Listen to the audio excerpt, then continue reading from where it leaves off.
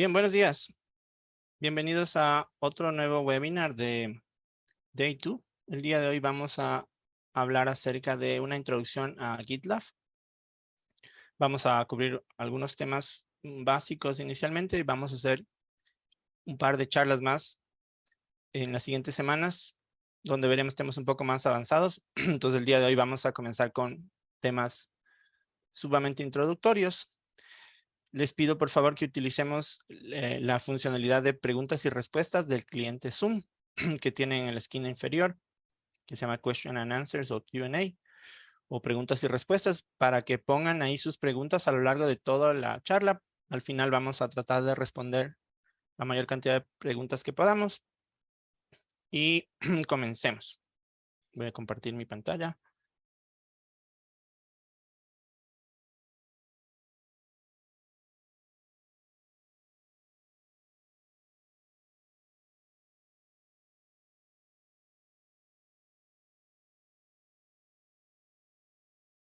Bien, buenos días. Mi nombre es Ricardo Argüello. Trabajo en Day 2, que es un partner de GitLab para la región. Nosotros vamos a comenzar un conjunto de charlas que tienen que ver acerca de temas introductorios de GitLab y después vamos a profundizar en temas un poco más técnicos. El día de hoy vamos a comenzar hablando de una introducción hacia GitLab para equipos que están comenzando a adoptar la herramienta, sea en la versión online SaaS o en la versión on-premise, sea la versión comunitaria o la versión Enterprise. Vamos a hablar de las diferencias también más adelante. Y entonces comencemos. GitLab busca ser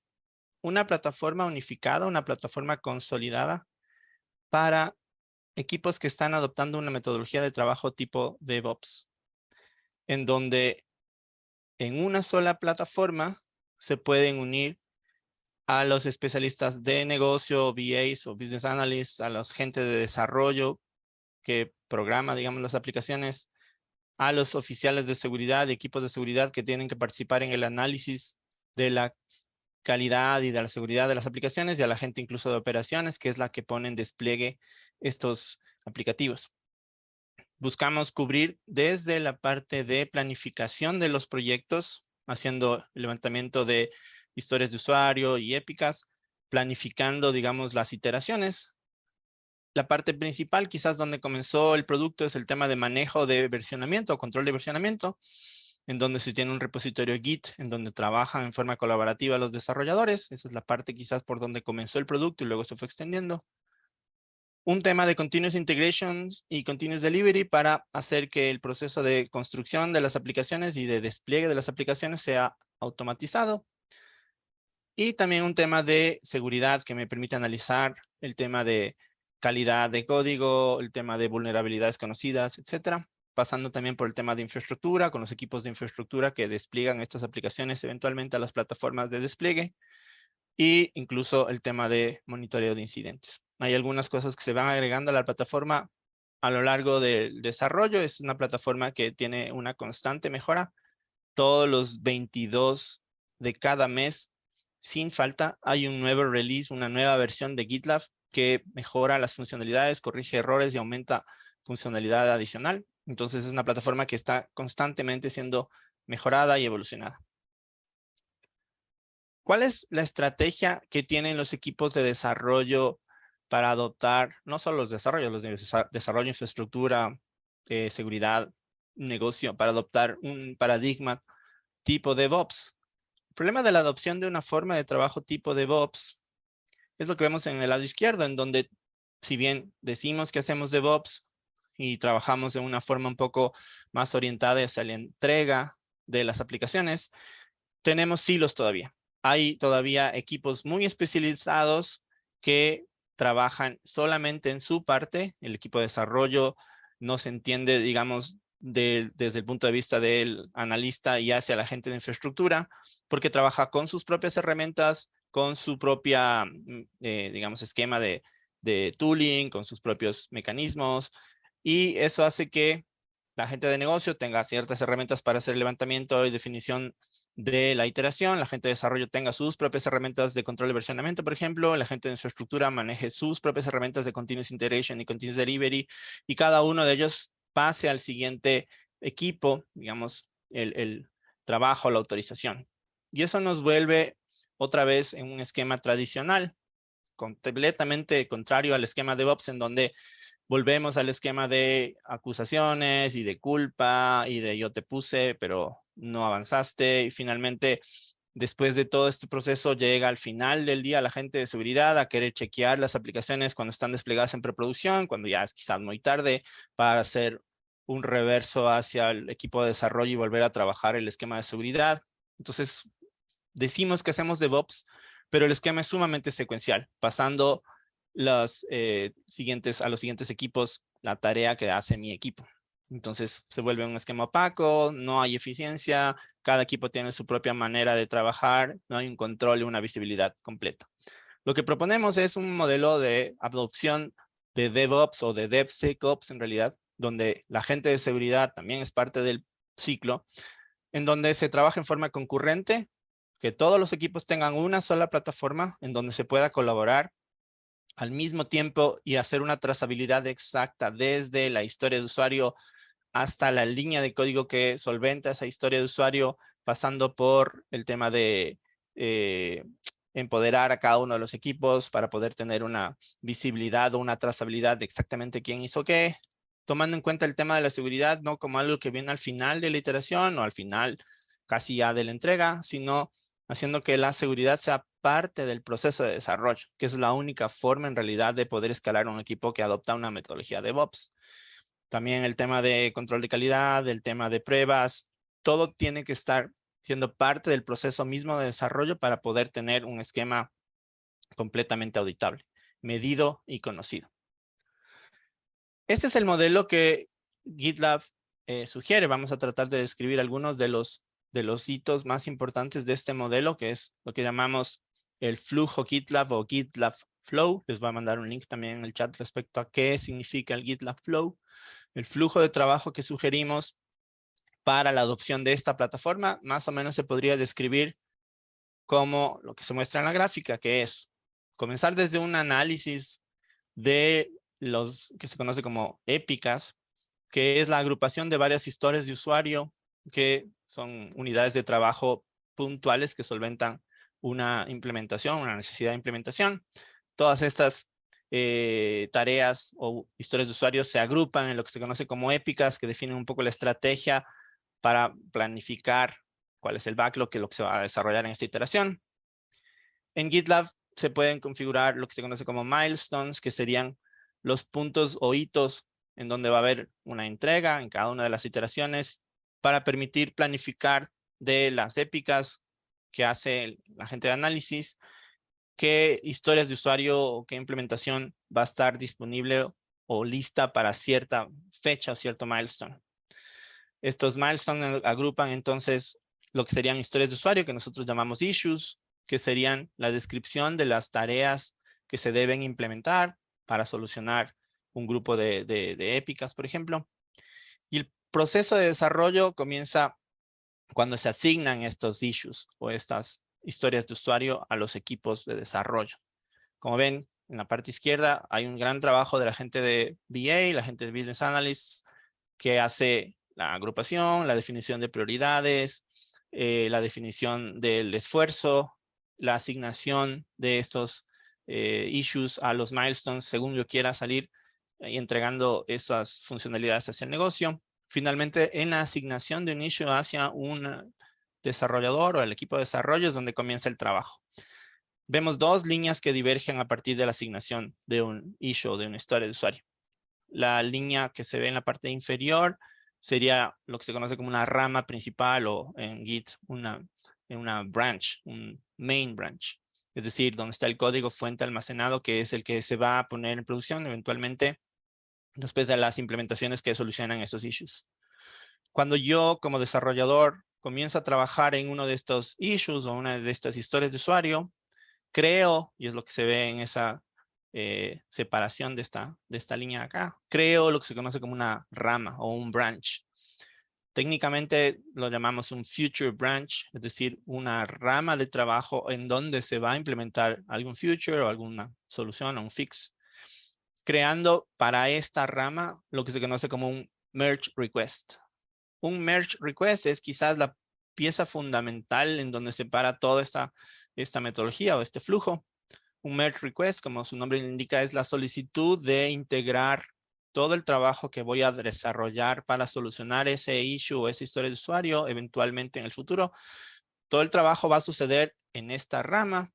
y mediante lo que se conoce como merge request, esta rama eventualmente va a integrarse al código fuente principal que se ve en la rama principal en la línea de abajo. Entonces, en una etapa muy temprana, al recién comenzar el trabajo, ni siquiera habiendo puesto una sola línea de código, creamos un merge request que todavía no tiene ningún cambio propuesto para que eventualmente el equipo de desarrollo, los desarrolladores, envíen código con los cambios que solventan ese issue, que solucionan ese issue, que implementan esa funcionalidad descrita en la historia de usuario, enviando código, haciendo ese push de código, para que una vez que suban ese código al control de versionamiento que tiene GitLab, se disparen automáticamente procesos de Continuous Integration y Continuous Delivery que compilen el artefacto, ejecuten las pruebas unitarias, las pruebas de integración, todas las pruebas definidas como parte del desarrollo, hagan el escaneo del código fuente buscando vulnerabilidades conocidas, buscando passwords que estén quemados en código, buscando dependencias que utilicen mi programación, que tengan algún tipo de vulnerabilidad conocida en esa versión. Todas estas funcionalidades de escaneo de código son provistas por GitLab, por la herramienta, que cuenta con un sinnúmero de mecanismos de escaneo de seguridad, de análisis estático de código, análisis dinámico de código inclusive, para después de hacer todo un esquema de escaneo de seguridad, la gente de seguridad pueda también tener una opinión respecto a la calidad del código, la calidad de las dependencias, realizar una colaboración con desarrolladores del equipo que tengan un nivel senior, que puedan opinar respecto al código fuente e entrar en una iteración continua de volver a solventar alguna recomendación que se dé en la revisión de código para volver a empujar más código sobre esta rama que sigue funcionando independientemente de lo que suceda en otras ramas y lo que suceda en la rama principal de trabajo, que es lo que se ve en la línea inferior. Este modelo de trabajo es clave porque evita que mientras estamos implementando una funcionalidad, mientras estamos solventando una historia de usuario, implementando funcionalidad nueva, corrigiendo errores, el código fuente que se vea en esta rama y en donde están trabajando los equipos no influye todavía en el código fuente que se puede entregar o el código fuente que están haciendo otros equipos de desarrollo en otras ramas en donde se aplicaría esta misma lógica. Entonces, este modelo de trabajo permite un trabajo colaborativo y concurrente de no solo el equipo de desarrollo, sino además los equipos de, por ejemplo, seguridad, que también tendría una opinión respecto a los incidentes encontrados después del proceso de análisis de código. Una vez que se solventarían todas las recomendaciones en una revisión de código y todas las recomendaciones de seguridad y todas las pruebas unitarias de integración pasen, que sería ya esta parte, podríamos entrar en un proceso de continuous delivery en donde hagamos un despliegue, quizás en una plataforma temporal, donde se pueda ver, para que los equipos de QA vean directamente la aplicación, se pueda ver un preview de la aplicación, un escenario de infraestructura desechable para nada más ver cómo luce. Estamos hablando, por ejemplo, de una aplicación web. Y después de un proceso de aprobación de alguien que efectivamente diga, efectivamente la aplicación hace lo que tiene que hacer, se solventó el issue, se solventó la historia de usuario, esto entre a un proceso de aprobación del merge request. Es decir, alguien con el nivel de seguridad apropiado, que quizás no van a ser los desarrolladores que participaron en el proceso de desarrollo, sino alguna persona del equipo de arquitectura, del equipo de QA, habría que definir eso en el proceso, acepta ese merge request. Y una vez que acepta ese merge request, todos los cambios desarrollados en la rama donde se aplicó todo este proceso iterativo pasan a ser parte del código fuente que se despliega en producción, por ejemplo, o en un ambiente previo a producción.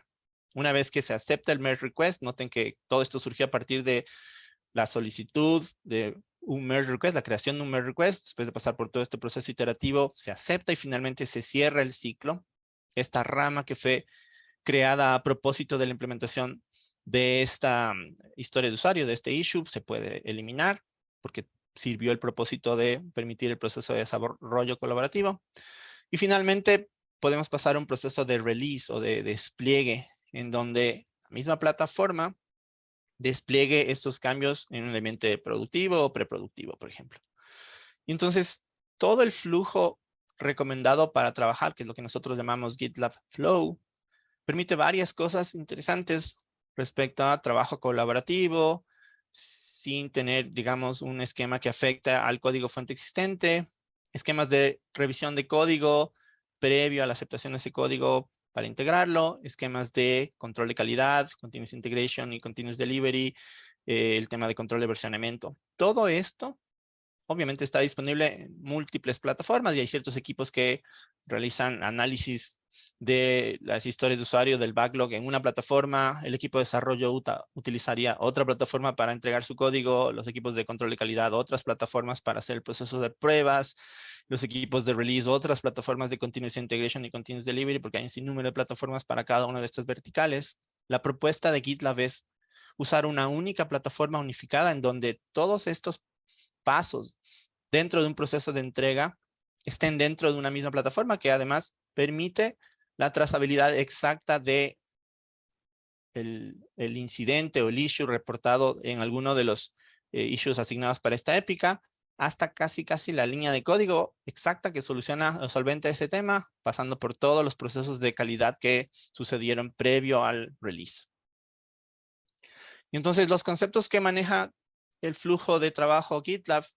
se pueden hacer un símil con los conceptos que se utilizan en metodologías tipo ágil. Lo que nosotros llamamos un proyecto, que es la parte principal en donde se organizan todos estos artefactos como issues, el código mismo, las épicas, las asignaciones, de lo cual vamos a hablar un poco hoy, se podría conocer como un repositorio en la jerga normal. Lo que nosotros conocemos como un grupo es una colección de proyectos o de grupos, una especie de carpetas o folders que vamos a describir más adelante, que me permiten agrupar en un esquema más semántico si tengo iniciativas de desarrollo en proyectos por separado, agruparlos en un esquema unificado. Lo que nosotros conocemos como issue es lo que en metodologías ágiles se conoce como una historia de usuario, una narrativa, donde se describe exactamente lo que se va a implementar a nivel de funcionalidad. Un issue siempre es parte de un proyecto que está atado a un conjunto de código y es la parte fundamental para la planificación. Si es que todos mis equipos de análisis documentan estos issues en la misma plataforma, yo puedo hacer la asignación de esos issues para que efectivamente el proceso de desarrollo comience atado a esa historia de usuario, donde se describe exactamente qué es lo que se va a implementar, qué es lo que se necesita implementar, cuáles son los criterios de aceptación, cuál es el esfuerzo estimado, el peso del issue que se llama,